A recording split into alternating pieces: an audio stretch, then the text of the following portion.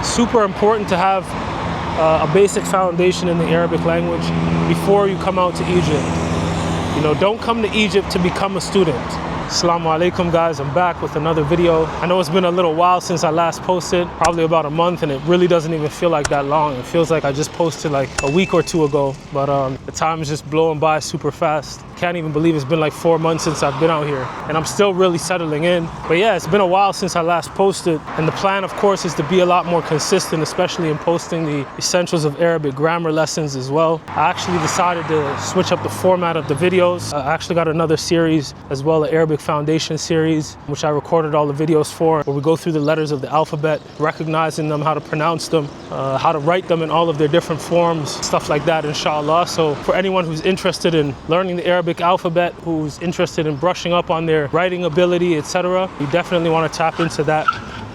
You definitely want to tap into those lessons, inshallah. I've also been working on the book. So my plan is actually in developing a complete curriculum with an extended version of the essentials of Arabic grammar, with commentary, etc., which is going to be like a textbook with actual exercises, as well as some tests and things like that, just to ensure there's proficiency in each chapter. Obviously, that's going to take some time, but in the meantime, as I was going through these lessons, teaching these lessons, going through the text, I noticed there was a lot of areas in the text that could benefit from additional commentary, or at least some footnotes. So I've added some additional footnotes to each chapter, to each section, some new words, some new vocabulary, the adverbs of time and place and things like that. So I've been working on a lot of different things, as well as a new tutoring platform. It's an opportunity for those of you who want to connect maybe once a week, maybe once every 2 weeks, or once a month, whatever it is, just to have that one-on-one interaction and maybe do some reading of specific texts and just develop a plan that can help you take your Arabic to the next level in a one-on-one setting. Even for those of you who are just looking for help with reading the Quran, how to read Arabic script, reading with tajweed, things like this, you can now very easily book. So alhamdulillah, you know, like I've been working on a lot, even though I haven't been posting on YouTube, trying to take a new approach to the essentials of Arabic grammar lessons as well, and how I structure those videos and put them out. Super hot out here, guys. The sun is like on a whole nother level.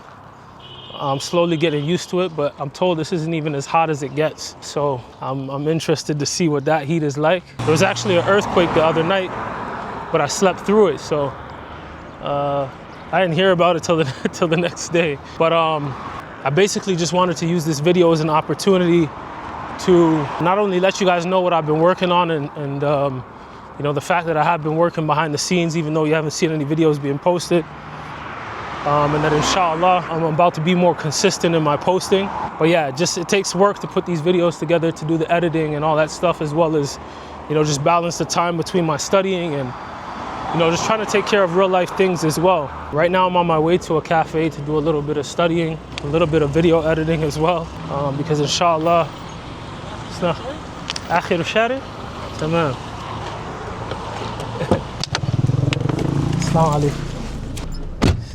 Yeah, so right when I was about to get into what I was about to get into, actually someone seen me walking in this heat, and mashallah, he decided to stop and take me to the end of the street where the cafe is, or like close to where the cafe is. So, and that's not the first time someone has done that. And I ended up doing a little bit of my work and the things that I needed to do. Completely forgot about the video. But yeah, there are a lot of different questions people have in terms of moving to Egypt, studying in Egypt. And I thought I would make a video where I just speak about, you know, real experiences here and the reality of moving to Egypt. You know, the first thing that I would start with is moving to a completely new country, especially, you know, halfway across the world. You know, for someone like me coming from America, essentially, you know, Canada, you need a lot of patience to move here. You need a lot of patience, Things aren't done the same way, and the systems in place are not the same as the systems in Canada or in America or wherever it is that you're coming from. And so that requires a lot of patience, and it's difficult enough moving into a new country. You know what I mean? You're leaving everything behind. You're coming to a completely new environment, you know, especially if you have family with you, etc. This can be very challenging in and of itself. So it requires a lot of patience and also a certain level of mental toughness. You know what I mean? Because Egypt can be a very challenging place to really settle into and get things done. And to be honest, you know, had I not had a foundation in the Arabic language before I came out here, I really don't know if if I'll be able to sustain. I mean, when I first got here, it was super tough. Yes, this is a Muslim country, but you know, if you're considering moving to Egypt, it's just Egypt, guys. You're not moving to Jannah. You know what I'm saying? So there's gonna be a lot of different challenges. But I would say the pros and the good that I've experienced personally, and I've experienced a lot of different sides of Egypt, and I've been through a lot since I've got to Egypt. I'm talking about getting sick, you know, multiple times in those first 2-3 weeks that I got here, going to the hospital to take care of my blood work and physical and all that stuff, going to Abyssinia to deal with the extension on my iqama, you know, searching around and going and researching these different schools and opportunities to study out here, finding, you know, private teachers to study with within my first 2 weeks of being here. There was a lot of different things I was dealing with, and the challenge of just navigating Egypt, you know what I mean, and all of the differences here in terms of how things are ran, the structure of things, and it requires a lot of patience. And these are important things to consider, especially those of you who are learning Arabic. It might seem cool to like know how to say, you know, wow, this food is delicious, but a phrase like that, a sentence like that has never helped me at all. Like, it's not even something that has come up for me to even feel the need to say, right? What is more practical is for you to have knowledge of what to say. For example, if your stomach is in pain, if your head is in pain, if you need to go to the hospital, right? If you need to go to the pharmacy, you know, what are tablets? You understand what I'm saying? Like, there's certain practical Arabic sentences and phrases and words that you need to know and be able to put together, you know, even in a basic way, to be able to convey whatever it is that you need and what you're going through, inshallah. Especially when it comes to things like, for example, your iqama, your passport, and these types of things. I'm sweating like crazy. This is, guys, it's super hot out here. I didn't come here with any family here or any friends here or anything like that. A lot of this stuff was just like me coming here and getting some basic information from YouTube. And so maybe this video will help someone else who's kind of in the same boat that I was to get some practical guidance and advice in, you know, making such a major move. And this takes me to my next point. A lot of what you'll find on the internet is about how cheap Egypt is. And I wouldn't call it cheap. I would say that it's affordable for anybody who's moving from abroad. It's affordable enough for you to be able to come here and get yourself set up in a way where it's less of a strain on you than it would be if you were going to a place like Dubai, for example, or a place like Saudi, or anywhere else for that matter. It's a lot more affordable in that sense, but things are still costly. These things add up. And for the most part, if you're coming out here to study, don't think that there's gonna be other work opportunities or business opportunities and things like that. It's not feasible, and trust me, there are a lot of students in that same boat. And that's why a lot of people come here as well, and they're not even able to continue and complete their studies because they gotta go back and work and make more money and hopefully come back, and sometimes you know how that goes, right? But this is the reality. Egypt is not cheap in that sense. You still gotta pay for a lot of different things. And if you just look around here, like, check this out. Like, there's money out here, man. You know what I'm saying? There's a lot of money out here. It's not necessarily gonna reach everybody, right? But yeah, another thing that's big for me, like anybody who knows, is fitness. Like, I would work out pretty much every day, calisthenics mainly. And in Toronto, we got a lot of like calisthenics parks. It's free. Like, you can just go and work out, right? Anytime you want. So that's what I'm used to. And in Egypt, you gotta pay to get into parks.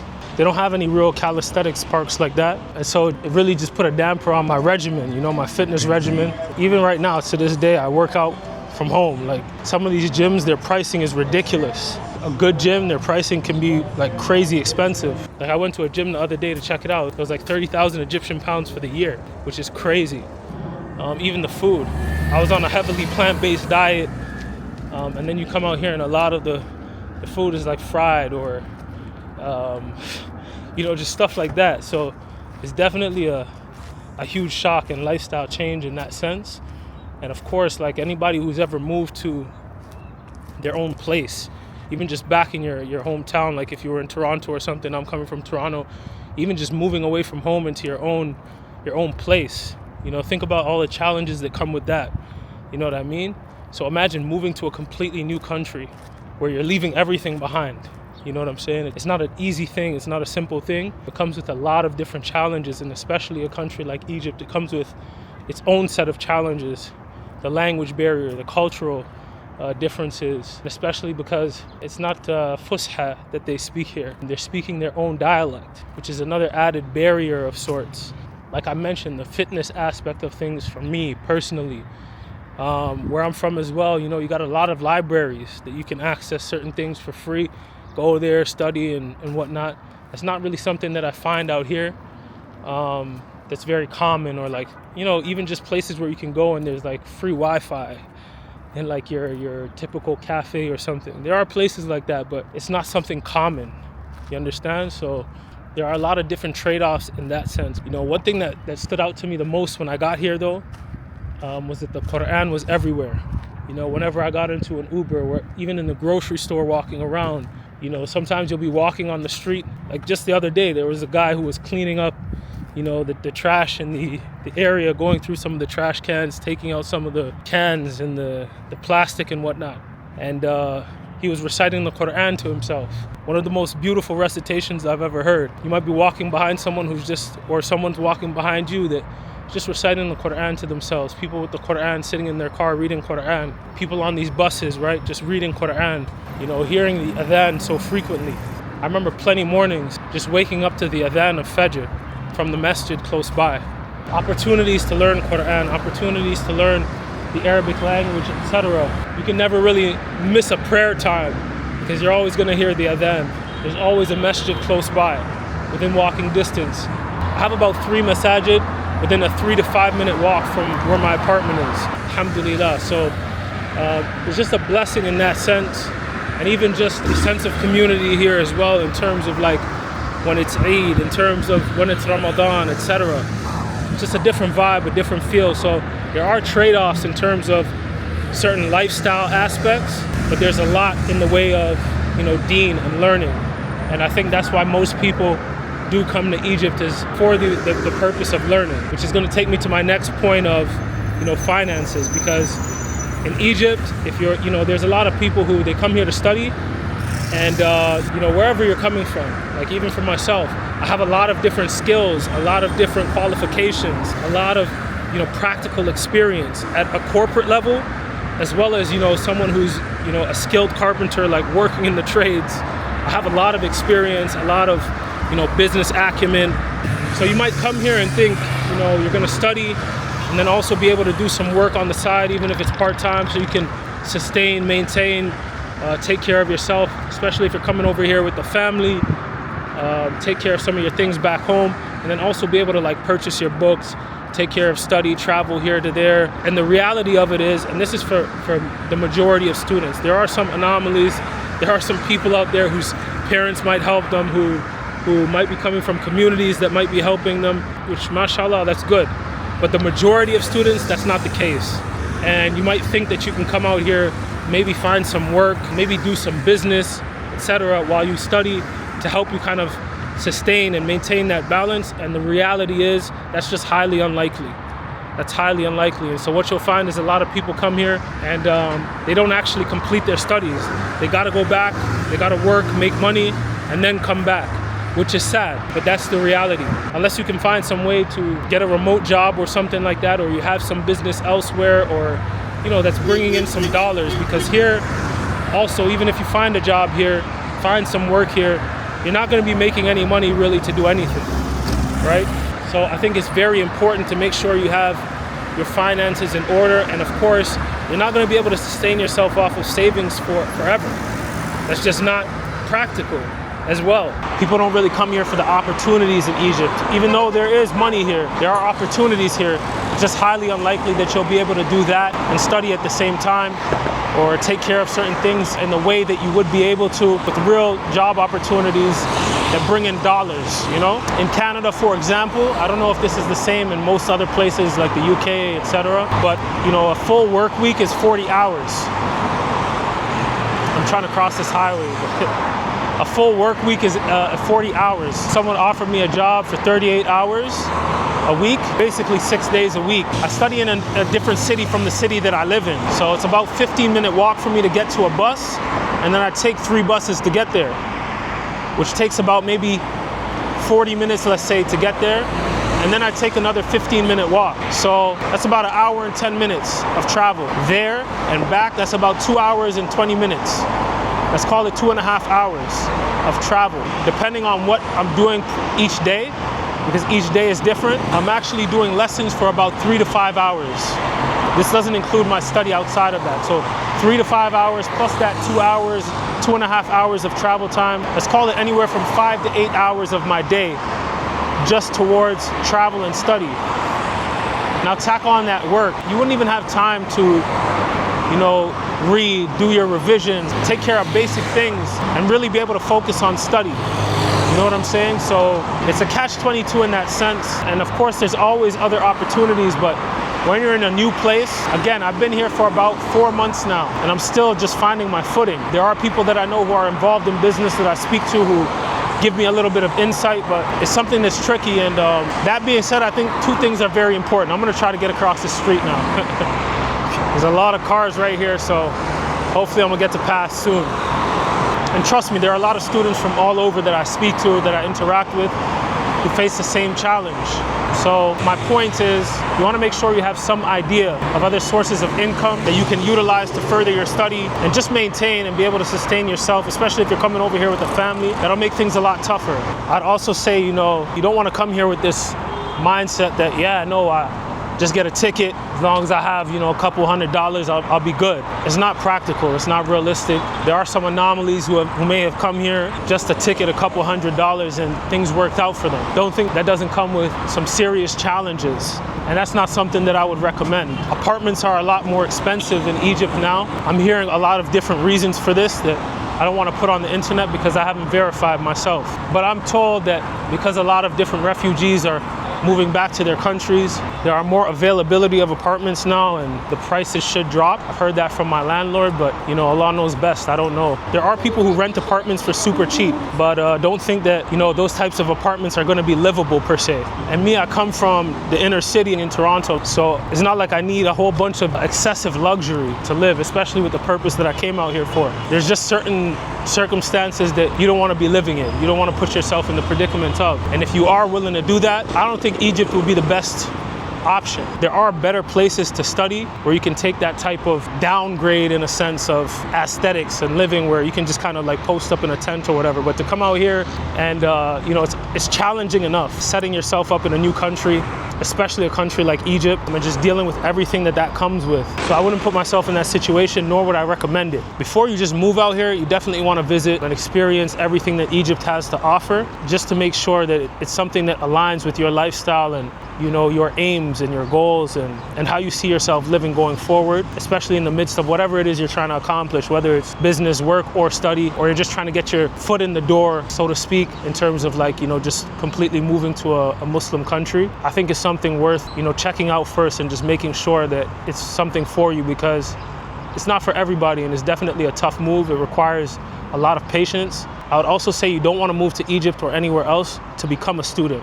Be a student where you are, because there are a lot of people who come here, for example, like a lot of these Marakas here, these Arabic schools here, and I've checked out a lot of them, did a lot of research, real research, visiting them, speaking to these people, checking out their curriculum, etc. Even sitting in on some of these lessons. Majority of them structure their programs in 15 levels, and each level takes about a month to a month and a half. And most of them are structured on the Al-Arabiyyatu Bayna Yadayk series, okay, which is 8 books. So 8 books to 15 levels. It costs about anywhere from $100 to $150, maybe $200, and we're talking American, right? For Canadians, that's gonna be a lot more. Now let's say after 3 months you run out of money, you gotta go back. What did you really accomplish? What did you really learn? Things that you could have learned back home, right? Basic foundational stuff, basic foundational Arabic. So I think it's important to be a student before you come out here so that you can hit the ground running. You have some sort of foundation that you can start building on right away so that you can actually benefit. Make sure you have a solid foundation and then come here and build on that, inshallah, right? This is important. Same with transportation, you know what I mean? When I first got here, that first 2 weeks, of course, I don't really know the place like that. I'm still in like tourist mode. I Ubered everywhere, and Uber was like, oh, this is super cheap. And it is, relatively cheaper in comparison to the type of distance that you might travel on Uber and the cost that you'd have to pay for such a shorter distance versus what you would pay in Egypt. But these costs add up, right? Again, especially if you're a student. So very quickly that transitioned for me into utilizing the microbus system, the minibus system, and you can get to pretty much anywhere in Egypt that you need to get to for a fraction of the price. And this is more, affordable and practical for students, right? Especially foreign students living in Egypt. If you're someone who's planning on coming to Egypt, this is definitely something you want to learn from early on, how to take the metro. And their subways are actually surprisingly very clean, very quick, very safe. It's not like in Toronto, every 2 seconds the train will stop. There's always a delay. Someone's always hitting the emergency button. All sorts of crazy things happening on the train. I've never experienced that here. Also the transit system here, whether we're talking the city buses, whether we're talking the minibuses, whether we're talking the microbuses, it's very beneficial to know how to utilize from early on, because you can get anywhere in Egypt using this system, and it's actually pretty sophisticated for something that's not city-based. I don't think it's a city ran thing. There are plenty of places where you can find unofficial bus stations at, and some that are official that inshallah I'll be able to show in another video. So yeah, as I was saying, I think for the first 2 weeks of being here, Uber makes the most sense. Now at this point in time, I travel like a local. It's super affordable. I've never had any issues with safety in terms of their driving habits. I've been in certain rides where the driver might be driving a little fast and you just tell them hey, slow down. You know what I'm saying? Or even the people that are riding with you tell them hey, slow down.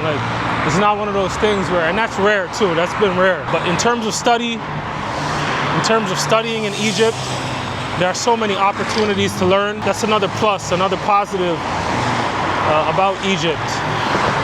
There's so many opportunities to learn. You do have many different marakez, which are these language schools here. You can always find, qualified private teachers as well that you can study with for a reasonable price. You can also go through the Al-Azhar system, which of course, can be free as well. If you're able to get scholarships or go through their Arabic program there, these things are free as well. There's so many different opportunities to learn here. It just depends on really where you are in your learning journey, the time that you have available and what steps you're trying to take. And that's why I say if you come here and you're starting from the very beginning, if you have the money and you have the time, the markaz might work best for you. It's just not something that I've seen as being practical for me or best suited for me. The thing with the Al-Azhar process is it takes some time. There are certain requirements you gotta have, certain things you gotta take care of that could take some time just given the way things work here, the way the system is here, which can be a turnoff for some people. And then of course, with private study, it's really up to you in terms of how much finances you have available, how many hours a week you're trying to dedicate, and then finding the teachers that work for you. It's a lot more flexible, a lot more tailored to your personal learning style, and you can kind of schedule things as you need. So, even if you were to be working out here, for example, or something like that, and then doing some online study, and then supplementing it with a couple days a week with a private teacher in person here, that could be an option as well. So many different ways that you can study out here, so many different opportunities to study out here. And for me, I didn't just take everything from the internet and just come here and do that. I came here and really checked everything out and just asked a lot of questions and went through the process of certain things and figured out what would work best for me. I experienced a lot of my time out here very early on. Overall, I feel like I said earlier on in this video, the good and the many positives that I experienced in the way of the ease of having masajid really close to you, just being in an environment where I have opportunities to learn, and these are positives and pros that outweigh any negatives that have been experienced. So you'll find people with mixed perspectives and feelings about Egypt. My experience is positive, alhamdulillah. Doesn't mean that everything is smooth sailing out here and it's all good. One thing that I would add as well to the people who are coming to study out here, when you hear stories about people's entry visas and things like that expiring and them chilling for months and whatnot, or even longer than that till they're ready to leave before getting that sorted out, you don't want to follow that advice. Okay, I've seen plenty of videos and even heard stories from people who are studying here as well about some of our peers, some of the people who they've traveled with getting caught by the authorities and sent back. Even the other day that happened to me. I got stopped by the police, put in the back of the car and whatnot, and they were asking me for my documentation, etc. And the thing is, I don't have any comma yet. There is a school that I go to that takes care of these things on my behalf. They provided me with some documentation that I can show to the authorities in case something like this were to happen. And also, I guess them just seeing me being from Canada helps. From what my landlord told me, he's like, yeah, if you're from Canada, he'll eventually let you go and whatnot. But definitely want to sort that out and deal with, reputable schools out here and reputable teachers and qualified teachers out here, and eliminate any sort of headache for yourself with any stresses and issues with legalities, because getting sent out of here and, you're not going to be able to come back for, I think, about 5 years or something like that. I'll just end this video by saying, for anyone who's looking to come to Egypt to study Arabic, to study the Quran, to study anything deen related, I think that it's a great place for that. And in my personal experience, there are many different sides to Egypt that I think cater to, all different aspects of life. If you prefer more modern infrastructure and condo style type apartments and things like that, there are places in New Cairo that cater to that. Even in, like I was saying, the whole like fitness side of things. It's not that there's no gyms out here. There's amazing gyms out here. And even like gyms with an indoor-outdoor concept, things like that. I have some footage of these things. Maybe I'll be able to put them in this video, but if not, you'll see them in future videos. I've just been trying to really sort out all my videos, edit them, and do all these things in the midst of trying to maintain, keep a balance with my studies and just be here and taking care of other things as well, just getting my footing right here. But yeah, there are gyms here. It's not that there's no gyms, but I'm not really a gym guy. I like, like outdoor parks and like calisthenics parks, but there are gyms out here. There are forms of entertainment out here. But again, if you're coming here to study, there are some things that maybe you don't really care for. You know what I'm saying? So with that being said, Egypt has so many different sides to it. Not everything is perfect here, of course. Nowhere is perfect. But like I said before in the beginning of my video, I think the pros outweigh the cons here in terms of specifically for students. You know what I mean? If you're looking for business opportunities and work opportunities and things like that, I'm not sure I'll put Egypt on the top of my list. And to be honest, Egypt was not my first choice, but I developed a love for Egypt. Very great people here as well, very beautiful people here. And yeah, there's good and bad everywhere, guys. And if your goal is to come out here, like I said, to study in particular, or even just to get yourself established in the Muslim world without necessarily breaking the bank, I think that this would be the place to start at. If there's any other questions you guys have, let me know in the comments. And inshallah, I'll try to respond to you guys. Assalamu alaikum.